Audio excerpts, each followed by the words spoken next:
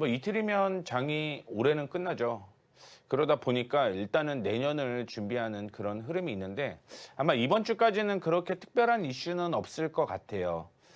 미국에서도 역시 동일한 흐름을 보여주고 있다라고 볼 수가 있을 것 같은데 전반적으로 보게 되면 테슬라가 약세가 이어졌고요. 엔비디아의 이슈로 인해서 지난 금요일 날 디바이스 AI 관련주가 국내에서 상승을 했죠. 아직까지 넘어야 될 산이 많다라는 얘기가 있는 상황이라고 볼 수가 있을 것 같고요. 보시게 되면 원자재에 대한 이슈는 지속적으로 분위기가 있습니다.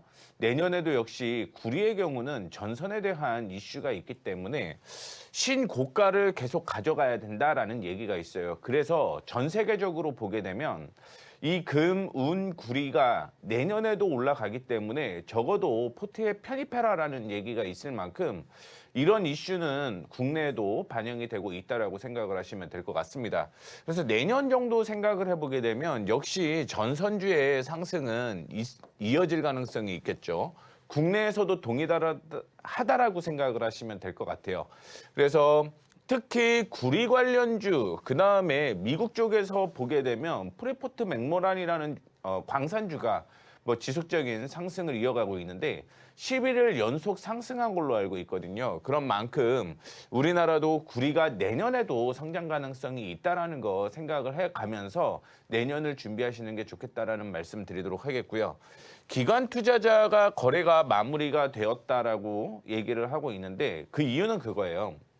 어떤 증권사 직원이 성과급을 받기 위해서는 마감을 해야 된다는 거죠. 그래서 그 마감을 기준으로 성과급이 나오는 건데 우리나라 같은 경우도 D+2잖아요. 그러다 보니까 미리 마무리가 돼야지만 성과급이 나오는 것 때문에 마무리가 빠르게 됐고요. 그러다 보니까 지난 금요일이었죠. 미국의 경우는 33% 거래량밖에 동반이 되진 않았습니다. 그래서 지난 금요일 날 3대 지수가 약세를 받은 건 큰 의미가 없다라고 생각을 하시면 돼요. 자, 그다음에 상승 업종으로 보게 되면 앞서 말씀을 해드렸던 것처럼 금, 은, 구리가 상승을 했기 때문에 금 및 광산주가 상승을 하는 모습이었고요. 중국 ADR도 상승을 하는 모습이었는데 특히 자율주행 이슈, 전기차 이슈가 있는 종목들이 이슈가 많이 되었다라고 생각을 하시면 될 것 같습니다.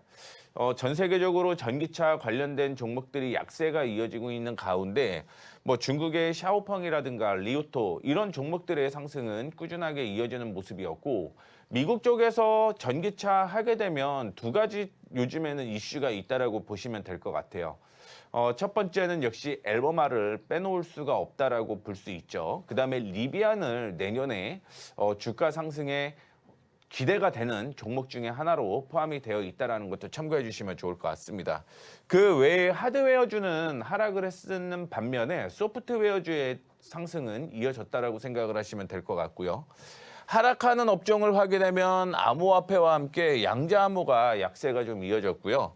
유틸리티를 보게 되면 원자력 관련주가 약세가 이어지는 모습이었습니다. 그 외에 우주항공, 항공주도 약세가 이어졌는데 특히 항공주의 경우는 지금 폭설 얘기가 있죠. 그러다 보니까 항공주의 약세가 이어지는 모습이었는데 물론 국내에서 큰 영향을 끼치지는 않을 것으로 보이고 있습니다. 자, 그다음에 앞서서 얘기를 잠깐 했는데 쿠팡이 6%대 상승을 하면서 마무리가 되었죠. 고객 실질적으로 유출된 게 3천만 명이 아니라 3천 명이다라고 자체 조사를 하게 되면서 지금 6%대 상승을 했는데 여전히 미국 쪽에서는 이슈가 있습니다. 소송 건이 미국 안에서도 있고요. 국내에서 보게 되면 5만 원 보상안을 얘기를 하고 있는데 글쎄요. 전체적으로 보게 되면 최근에 SK 텔레콤이 인당 10만 원 얘기를 했는데 한 절반 수준의 보상을 한다라고 얘기를 하고 있죠. 이 보상이 어떤 방안인지를 좀 체크를 해 보셔야 될 것 같습니다. 미국 주식 하는 분들 중에 쿠팡 매수하신 분들은 이런 거 참고해 주시면 좋을 것 같고요.